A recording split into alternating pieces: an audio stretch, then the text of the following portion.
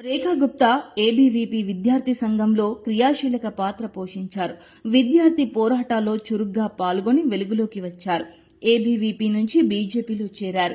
తరువాత పిత్తంపుర కౌన్సిలర్గా, షాలీమార్ బాగ్ బి నుంచి కార్పొరేటర్గా గెలిచారు.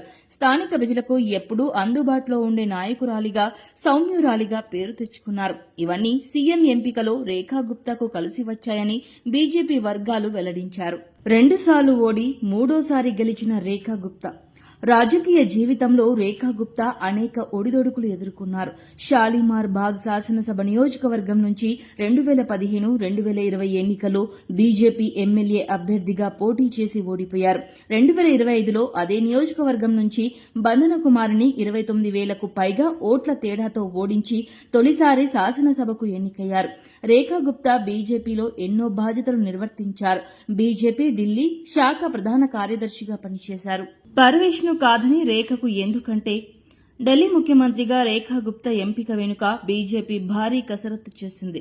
ఢిల్లీ శాసనసభ ఎన్నికల ఫలితాలు వచ్చి 11 రోజులు గడిచినా ఎక్కడా తొందరపడలేదు. అయితే ఢిల్లీ ఎన్నికలకు ముందు ఆప్ నుంచి సీఎంగా అతిషి ఉన్నారు. ఆమె మహిళ కావటంతో బీజేపీ కూడా మహిళా అభ్యర్థికే ఢిల్లీ సీఎం పీఠం అప్పగించాలని నిర్ణయించింది. పర్వేష్ వర్మ పేరు ఎక్కువగానే వినిపించినా మహిళ కావటంతోనే రేఖా వైపు బీజేపీ మొగ్గు చూపింది.